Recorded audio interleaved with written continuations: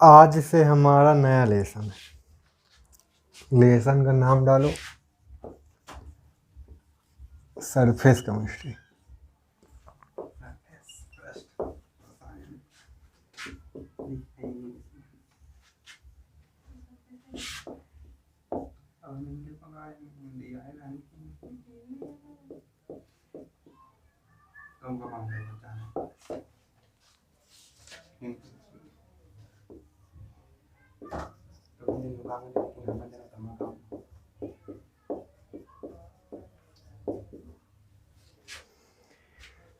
Lesson number 5 है।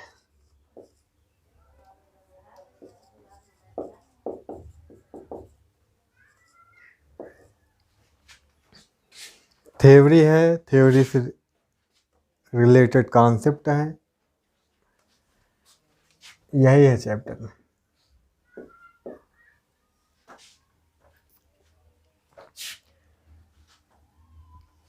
Surface जिस पर मैं लिख रहा हूँ ये भी क्या है, सरफेस। तो सरफेस पे कौन सी केमिस्ट्री है, बस वही पढ़ना, वही जानना हमें। सरफेस पे कौन सी केमिस्ट्री होती है। सरफेस बोले तो सतह, पृष्ठ, जो भी कहो।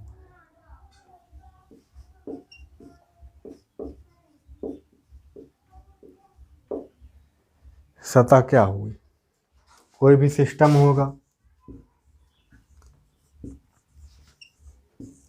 जैसे बोर्ड भी एक सिस्टम है। तो कोई भी सिस्टम बना है तो अणु से बना है। किससे बना है, अणु से बना है। अणु से बना है तो ओबे सी बात है, अणु जो होंगे आपस में एक दूसरे से जुड़े होंगे। जैसे यही अणु है, ये सब आपस में जुड़े होंगे, इनके बीच फोर्स ऑफ अट्रैक्शन तो होगा ही कोई ना कोई, उसी को बॉन्ड बोलते हैं। तो जो सबसे ऊपर होंगे सिस्टम में, सबसे ऊपर होंगे, सरफेस पे होंगे, उनके बीच जो फोर्स ऑफ अट्रैक्शन होगा वो बैलेंस नहीं होगा, मतलब अनबैलेंस होंगे वो। ठीक है, जैसे कि पानी ही होता है, जैसे पानी ले रहे सिस्टम में। अब पानी में क्या हुआ, पानी में ये सरफेस है पानी का, तो सरफेस पे जो होंगे पानी के अणु, इसमें नीचे से तो फोर्स लग रहा है, बराबर लग रहा है। जो यहाँ पे है उस पर ऊपर से भी फोर्स लग रहा है, नीचे से भी फोर्स लग रहा है। साइड में होगा तो वो साइड से भी फोर्स लगाएगा, इधर होगा तो इधर से भी फोर्स लगाएगा। बात समझ पा रहे हो। तो नीचे वाले को तो बहुत बढ़िया है, चारों तरफ से फोर्स लग रहा है। ऊपर वाले की तो हालत ख़राब है, ऊपर वाले के पास उतना नहीं लग रहा। ऊपर से ऊपर की तरफ कोई नहीं लगा रहा, सब नीचे की तरफ लगा रहे हैं। नीचे की तरफ मतलब कि इसमें बैलेंस नहीं है, संतुलित नहीं है बल, है ना। फोर्स पढ़े होगे तुम दो तरह का, एक संतुलित एक असंतुलित। बीच में इधर से भी उतना लगे इधर से उतना लगे तो संतुलित हुआ, इधर से उतना लगे उधर से उतना लगे तो संतुलित हुआ। इसमें है क्या, ऊपर वाले में इधर से लग जाएगा इधर से लग जाएगा। मान लो ये वाला है तो इधर से भी लग जाएगा इधर से लग जाएगा नीचे से लग जाएगा, लेकिन ऊपर से कुछ नहीं लग रहा यहाँ से। तो ये इस पर एक तरह से असंतुलित बल कार्य कर रहा है। चारों तरफ से बराबर होता तो होता संतुलित, बराबर नहीं है तो बराबर हो कैसे। तो इसीलिए सरफेस ये कहाँ पाया जाएगा, सरफेस पे पाया जाएगा, सतह पर पाया जाएगा ऐसा मॉलिक्यूल, ऐसा अणु। तो इस पर कोई ना कोई क्रिया होगी, जरूर होगी। बात समझ पे पा रहे हो, इस पर कोई क्रिया होगी जरूर, ये बैलेंस करना चाहेगा खुद को। ठीक है, तो हर चीज़ खुद को बैलेंस करना चाहती। बैलेंस क्यों करना चाहती, क्योंकि स्टेबल होना चाहती, चाहे हम हो चाहे तुम हो। शादी ब्याह क्यों करता आदमी, स्टेबल होना चाहता है। अकेले लगता उसे नहीं गुजारा होगा तो शादी ब्याह करता, जिसको लगता है हम रह लेंगे अकेले, मुझे ज़रूरत नहीं किसी की, वो रड़ुआ रहता है फिर। तो वही बात, और कुछ नहीं। रड़ुआ बोलते हैं जो शादी ना करे। तो इसे एक तरह से शादी करनी है तो कोई ना कोई प्रोसेस होगा, कोई ना कोई प्रक्रिया हो, कोई चाहे कि फिजिकल प्रोसेस हो चाहे केमिकल प्रोसेस हो। बात समझ पा रहे हो? तो एक फिनोमिना होगी, तो सरफेस पर ही होने वाली जो भी घटनाएं होंगी उन्हीं का अध्ययन करेंगे यहाँ पर इस लेसन में, जो सारी की सारी सरफेस पे होंगी। सारी घटनाएं कहाँ होंगी? सरफेस पे होंगी। बात समझ पा रहे हैं? तो पृष्ठ रसायन मतलब क्या हुआ? सतह पर होने वाली प्रक्रियाओं का अध्ययन करते हैं या पृष्ठ पर होने वाली घटनाओं का अध्ययन किया जाता है इसमें। बात समझ में आई? इसी को कहलाते हैं सरफेस केमिस्ट्री। ये भी एक केमिस्ट्री का क्या है? ब्रांच है, रसायन विज्ञान की भाषा का, जिसमें सतह पर होने वाली घटनाओं का अध्ययन किया जाता है। क्या कहलाते हैं? पृष्ठ रसायन कहलाते हैं। ठीक है, अब आज तो टर्मोलॉजी ही जाननी पड़ेगी बहुत सारी, उनको देख लेते हैं फिर अंदर घुसते हैं लेसन के। तो तुमको फील मिला ये सरफेस पर काहे क्यों घटनाएं होती होंगी, उन्हीं का हमें स्टडी करनी है इस लेसन में।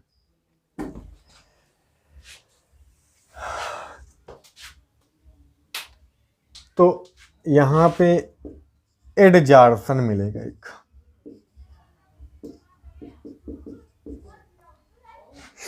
पर इसको जानने से पहले एब्जार्सन जान लो। अवशोषण,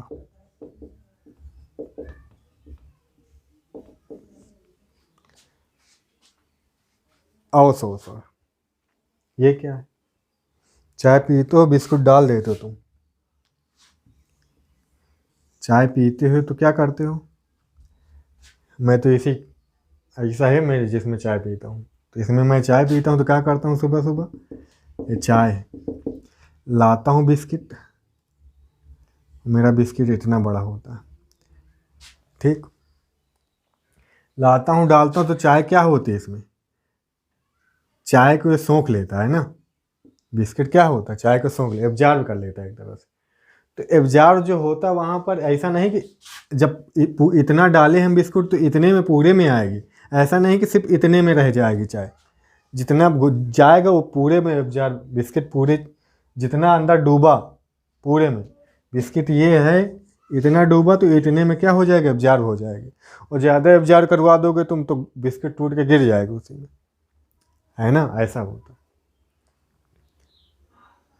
तो इसमें चाय पूरे इतने पूरे बिस्किट में समान मात्रा में फैलेगा, ऐसा नहीं कि इस कोने में चाय ज़्यादा है, इस कोने में चाय कम है। वैसे भी तो अगर तुम डालोगे चाय, अगर मान लो ये कोना सिर्फ डुबाए, इतना डुबाए हो, तो चाय इतने में रुकी नहीं रहेगी, चाय ऊपर भी जाना चाहेगी, चाय ऊपर भी बढ़ने की कोशिश करेगी, मतलब समान रूप से वितरित होना चाहती है, एक तरह से पूरे में फैलना चाहती है चाय। बात समझ पा रहे हो? अब जैसे कॉटन ले लो, रुई ले लो, क्या ले लो? रुई ले लो। मान लो ये प्लेट है, क्या है? ये प्लेट है, क्या है प्यारे? प्लेट। तो इसमें रुई डालोगे तुम, इसमें पानी था, इस प्लेट में क्या था? पानी था, इस प्लेट में पानी था प्यारे। तो अगर पूरी तरह से डूब जाएगा तो डूब जाएगा, तो पूरा कार्टन भारी हो जाएगा, पूरे में पानी सोख लेगा, हर जगह पानी मिलेगा तुमको, ऐसा नहीं सिर्फ इतने में मिलेगा। क्या कर रहे हो महाराज?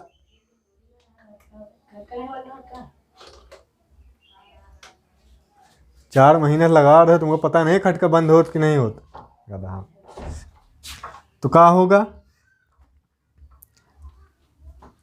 तो यहाँ पर मान लो पूरा नहीं डूबा, इतना डुबाए हम, सिर्फ इसको इतना डुबाएं, तो पानी इतने में आकर रुकेगा ना, नहीं चाहेगा, पूरे में फैलना चाहेगा। क्या करना चाहेगा? पूरे में फैलना चाहेगा, है ना?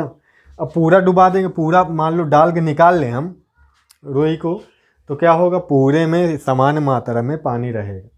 बात समझ में आ रही है?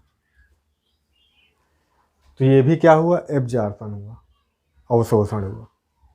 ये सब अवशोषण हो रहा है, ठीक। क्या हो रहा है? अवशोषण हो रहा है, ठीक। और चाक है, जैसे चाक वाला एग्जाम्पल भी हो सकता है। चाक डाल दो पानी में तो चाक पूरी तरह से गल भी सकती है। तो पूरी तरह से पूरे चाक, जैसे पानी भरा है तो इसमें मान लो हम ये चाक डाल दिए, क्या डाल दिए, चाक डाल दिए, तो पूरी तरह से पानी इसमें क्या होगा, एब्जॉर्ब हो जाएगा। ये भी एब्जॉर्प्शन का एग्जाम्पल हुआ। अच्छा, तो एब्जॉर्प्शन तुम जानते हो पहले भी डेली लाइफ में यूज होता था ना, देखते आ रहे हो ये सब बचपन से। इसे समझना मुश्किल काम नहीं है, समझो, आओ उसको देखो। एडजॉर्प्शन, इसमें बी है, इसमें डी है, बस इतना ही स्पेलिंग में अंतर है।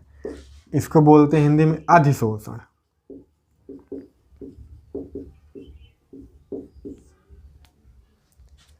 अधिशोषण,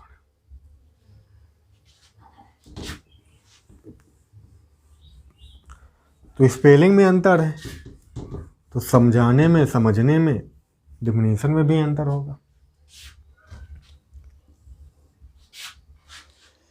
देखो, एब्जॉर्प्शन हो रहा तो वो अंदर तक जो पदार्थ सोखता था वो अंदर तक घुस जाता था। बात समझ में आ रही है, अंदर तक जाता था। जैसे मेरे अंदर तो पानी नहीं जाता अंदर तक, मैं पानी में जाऊँ तो मेरे अंदर एब्जॉर्प्शन नहीं होता है। ठीक है, बात समझ में आई। अगर पूरी तरह से पानी घुस जाता, हम भारी हो जाते, हम बहुत भारी हो जाते, पूरी तरह से पानी घुस जाता हर जगह, तो क्या होता है, एब्जॉर्प्शन होता। तो पानी अंदर तक जाता, मतलब जो सरफेस पे नहीं हो रहा है, ये फिनोमेना कोई सरफेस पे नहीं हो रही है, अंदर जाके स्थूल, यानी कि स्थूल घटना है, अंदर जाके होती है। बल्क बोलते हैं ना, स्थूल को बोलेंगे बल्क। अब यानी कि बल्क फिनोमेना कौन हो, एक तरह के अवशोषण क्या हो, एक बल्क प्रोसेस। अच्छा, अंदर जाके स्थूल घटना है। और ये क्या होती है, ये सतह पर होती है। सतह पर कैसे, इसके एग्जाम्पल क्या होते हैं, क्या होता है, ब्रोमीन की वाष्प ले लेते हैं, ब्रोमीन की वाष्प ले लेते हैं। ब्रोमीन की वाष्प मैंने ली एक कंटेनर में, उसको बंद किया, एक कंटेनर में भर दी वाष्प। अच्छा, ब्रोमीन की वाष्प, इसमें डाल दिया मैंने चारकोल। क्या डाल दिया मैंने, चारकोल। चारकोल जो भी कहो, चारकोल डाल दिया। तो कुछ टाइम बाद देखते क्या है, जो ब्रोमीन है किस कलर की होती, बैंगनी होती शायद। तो ये थोड़ा फीका पड़ेगा, इसका जो रंगीन होगा ना कलर आता है, बैंक क्या आता है, कलर आता है, तो रंग क्या होगा, फीका पड़ेगा। ऐसा क्यों हुआ, तो अध्ययन किया गया तो देखा गया जो ब्रोमीन गैस थी यहाँ पे, ठीक है, ब्रोमीन जो यहाँ पे गैस थी वो क्या हो गई, चारकोल में की सतह पर आ जाती, मतलब सतह पर इकट्ठी हो जाती है। सतह पर इकट्ठा होना ही क्या कहलाता है, इसका एडजॉर्प्शन। यह किसकी वजह से होता है, अधिशोषण की वजह से होता है। यहाँ पे ब्रोमीन का चारकोल पर क्या हो जाता है, अधिशोषण हो जाता है। बात समझ पा रहे हो, अधिशोषण हो जाता है। बात समझ में आई। जैसे हम नहा के आते हैं तो हमारे बूंदे क्या होती हैं, लिपटी होती पानी की, तो वहाँ पे हमारी त्वचा पर, स्किन पर पानी का क्या हुआ है, एब्जॉर्प्शन नहीं हुआ है। एब्जॉर्प्शन होता तो पूरी तरह से अंदर घुस जाती, समान रूप से वितरित होने की कोशिश करती। यहाँ पे सतह पर हुई है, कहाँ पर हुई, ये सरफेस पे होने वाली फिनोमिना है। ठीक प्यारे, तो यहाँ पे चारकोल की सतह पर ही होती है। जैसे तुम पैकिंग होके सामान आती है, ऑनलाइन खूब मंगाते हो, तो होता क्या है, उसमें एक पुड़िया भरी होती है। क्या भरी होती है, एक पाउच में होता है कुछ। अच्छा, पाउच में क्या होता है, सिलिका जेल होता है। क्या होता है प्यारे, सिलिका जेल होता है। तो सिलिका जेल क्यों डाला जाता है, सिलिका जेल क्यों डाला जाता है बताओ। सिलिका जेल इसीलिए डाला जाता है क्योंकि सिलिका जेल करता क्या है, सिलिका जेल का पाउच डाल देते हैं तो इसमें जो नमी जाएगी, मॉइस्चर जाएगा, जो नमी जाएगी आपके सामान को क्या पहुंचा सकता है, क्षति पहुंचा सकता है। मॉइस्चर जहाँ होता है वहाँ फंगस भी लग जाते हैं, है ना, कवक बैक्टीरिया अटैक मार देते हैं जहाँ पे नमी इकट्ठा होती है। बात समझ में आई क्या। तो इसको डाल देते हैं। अगर मॉइस्चर जा रहा है, नमवाई जा रही, प्रवेश कर रही है आपके पार्सल में, तो क्या होगा, वो इसको क्या कर ले, एब्जॉर्ब कर लेती, अधिशोषित कर लेती है अपनी सतह पर। मतलब उसकी सतह पर क्या हो जाती है, नमी सिलिका जेल की सतह पर इकट्ठी हो जाती। बात समझ में आई क्या, सिलिका जेल पर क्या हो जाती, इकट्ठी हो जाती। ये भी किसका एग्जाम्पल हो गया, एडजॉर्प्शन का एग्जाम्पल हो गया, अधिशोषण। ये भी किसकी वजह से हो रहा है, अधिशोषण की वजह से हो रहा है। बात समझ में आई क्या? समझ आया क्या अधिशोषण क्या है?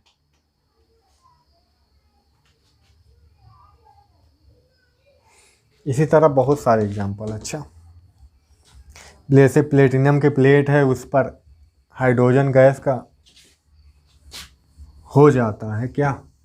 अधिशोषण। सतह पर हो तो अधिशोषण, सतह पर ना हो तो कुछ और हो जाएगा। ठीक है, अधिशोषण होता क्यों है? अधिशोषण होता क्यों, इसका जवाब मैं बाद में दूंगा, पहले और जान लो। एक होता है विशोषण, एक टर्म होती है विशोषण, इसे बोलते हैं डिजॉर्प्शन।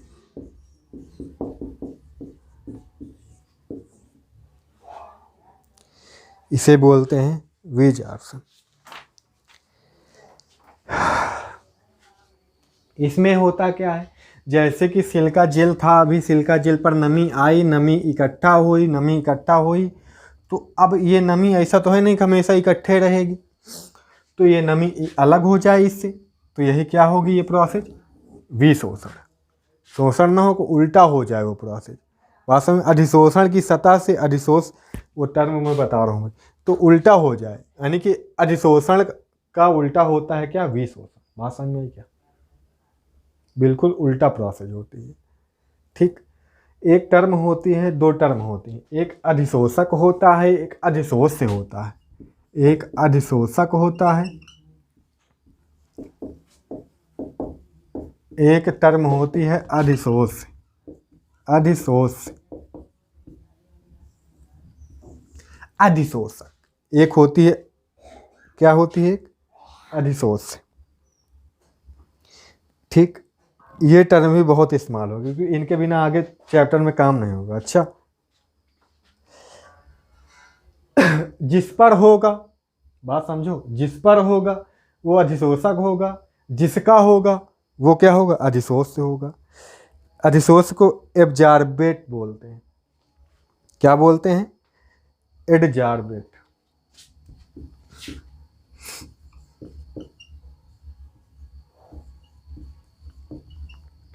इसको अधिशोषक को एडजॉर्बेंट बोलते हैं। एडजॉर्बेंट।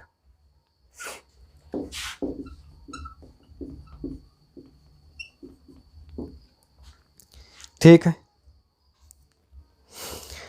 तो जिस पर होगा वो क्या होगा? अधिशोषक। जिसका होगा वो क्या होगा? अधिशोष।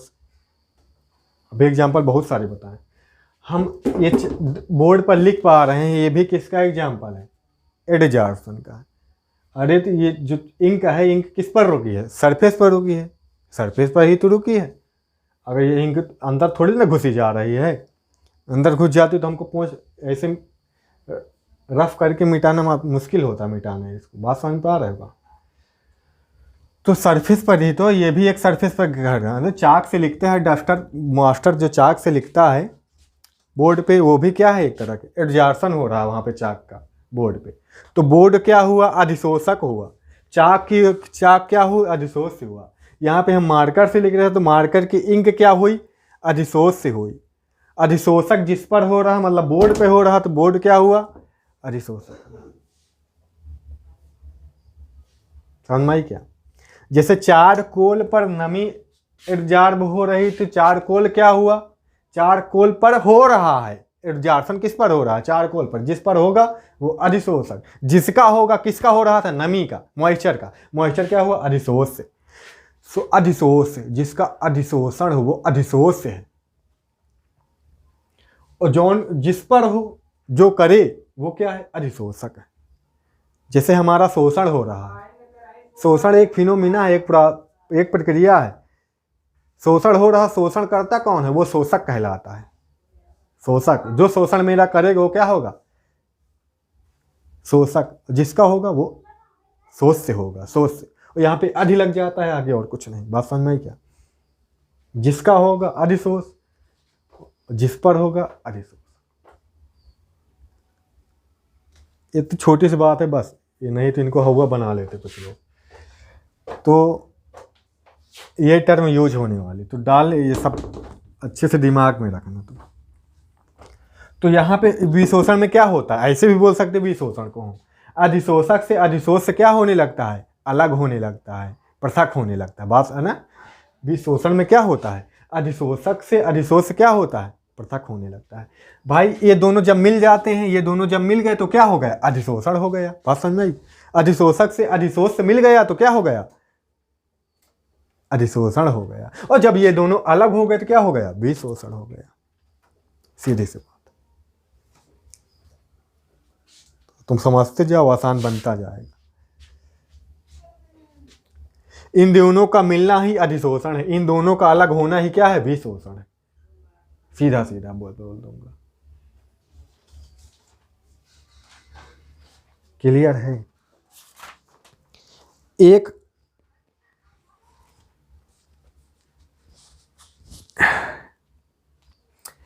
टर्म आती है शोषण, अभी जैसे मैं बोल रहा था शोषण शोषण, इसे क्या बोलते हैं, जार्सन। जब अवशोषण अधिशोषण, एब्जॉर्प्शन एडजॉर्प्शन, एब्जॉर्प्शन एडजॉर्प्शन दोनों समान हो, दोनों क्या हो, समान हो, एक साथ होते हैं, मतलब कि दोनों के दोनों एक समान हो, एक साथ हो, तो क्या होगा, वो क्या कहलाएगी, शोषण कहलाएगी। क्या कहलाएगी, वो शोषण कहलाएगी। अब इन तीनों को फिगर द्वारा समझ लो। हम बोले ये कोई सिस्टम है, ये कोई सिस्टम है, एक ये भी कोई सिस्टम है, ये कोई सिस्टम है।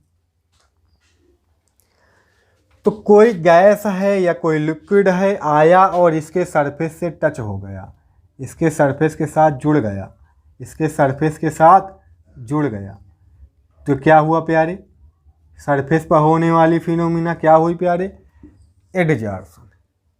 ये क्या हुई, एडजॉर्प्शन।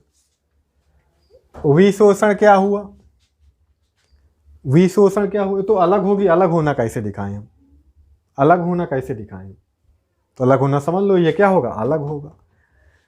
तो हम अवशोषण देख लेते हैं। अब अवशोषण यहाँ पे लिख लो, अवशोषण। अवशोषण का इससे क्या बोलेंगे, एब्जॉर्प्शन। यहाँ पे क्या होता है, अंदर प्रवेश कर जाते हैं, जो गैस या लिक्विड होगा इसकी सरफेस से अंदर चले जाएंगे, बल्क प्रोसेस है, ये स्थूल घटना है। स्थूल मतलब क्या, अंदर। वैसे बोलते हैं ना, ये हमारा शरीर है, जो दिखता नहीं वो स्थूल शरीर है, ये मरता है, स्थूल शरीर नहीं मरता, ऐसे ऐसे डायलॉग मारते हैं जो सत्संग सुनाते। तो ये क्या हुआ, यहाँ पे अंदर चले गए, तो क्या हुआ, अवशोषण। और जब क्या हो, शोषण क्या है, फिर अंदर भी चले जाएं, सरफेस पर भी रहें, मतलब शोषण और अधिशोषण दोनों हो रहा है। और यहाँ पे सरफेस पर भी रहें, यहाँ पे सरफेस पर भी हैं, देखो सरफेस पर भी हैं, है ना, अंदर भी चले गए, मतलब अवशोषण अधिशोषण दोनों हो गए, तो क्या हुआ, ये शोषण हुआ। ये क्या हुआ, ये शोषण हुआ। समझ आया क्या?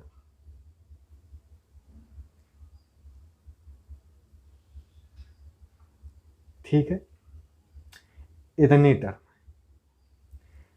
ये सब में डिफरेंस समझ आया क्या? चलो ठीक। अधिशोषण अवशोषण में अंतर कोई पूछे तो बता लोगे, क्योंकि अंतर बुक में दिया रहता है। पहली बात, यह सरफेस पर होने वाली फिनोमिना है, घटना है, परिघटना है, प्रक्रिया है, जो भी बोलो तुम। यह क्या होने वाली है, या स्थूल घटना है। ठीक है, यह क्या है, स्थूल घटना, सतह के भीतर होने वाली घटना, या सतह पर या सतह के भीतर अवशोषण। दूसरा पॉइंट क्या लिखते हैं, अधिशोषण की सांद्रता सतह पर तथा स्थूल में असमान होती है। इसमें असमान होती है ना, इसमें सांद्रता क्या होती है, असमान होती है। जरूरी थोड़ी ना एक ही जगह पूरा एक जगह पूरे सरफेस पर उसी तरह फैले, हो सकता है कहीं ज़्यादा हो, कहीं कम हो, कहीं चिपक जाए, कहीं न जा पाए। लेकिन इसमें क्या होती, इसमें समान होती, इसमें क्या होती, इसमें समान होती। इसमें प्रत्येक स्थान पर सांद्रता क्या होगी, समान होगी। इसमें प्रत्येक स्थान पर एडजॉर्प्शन में प्रत्येक स्थान पर सांद्रता कंसंट्रेशन क्या होगी, इक्वल नहीं होगी, यहाँ पे इक्वल होगी अवशोषण में। ठीक है, तो शुरुआत में जो एडजॉर्प्शन होता है तेज होता है, अधिक तेज होता है, अधिक वेग से होता है। क्या होता है, प्रारंभ में अधिक वेग से होता है, वहाँ से स्टार्टिंग में क्या होता है, स्पीड में होगा, इसका वेग, इसकी दर वे रेट क्या होगी एब्जॉर्प्शन की। प्रारंभ में क्या होती है, अधिशोषण अधिक तेज होता है, मतलब तेज होता है, अधिक वेग से होता है, और बाद में क्या होता है, स्लो पड़ जाता है या रुक जाता है या साम्यावस्था प्राप्त कर लेता है। हाँ, इक्विलिब्रियम भी आ जाता है, एब्जॉर्प्शन में इक्विलिब्रियम भी स्टेबल हो जाएगा। कैसे हो जाएगा समझो। अब यहाँ पे जैसे ये आया, ये आया, ये आया, ये आया, मान लो ये मॉइस्चर, ये सिल्का है, मान लो ये क्या है, सिल्का है। ये क्या है प्यारे, सिल्का है।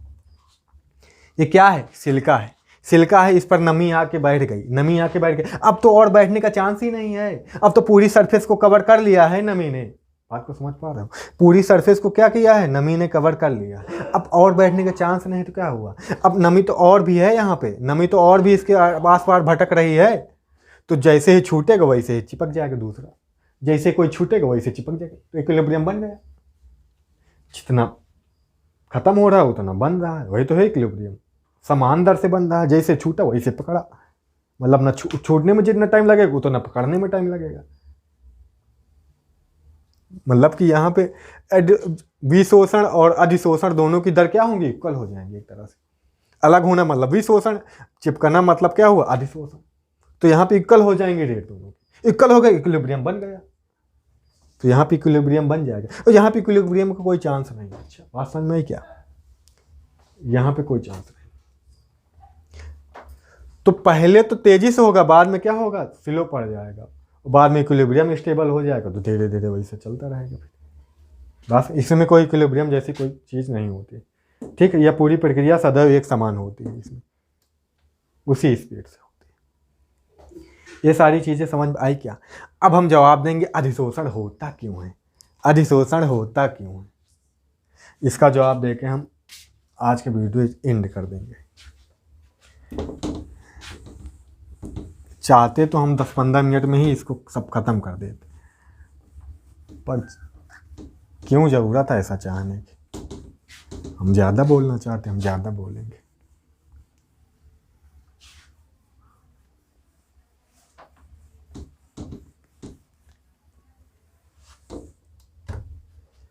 आधे घंटे में हमने 2-3-4 तक में जानी और कुछ नहीं जाना, इतना बहुत है।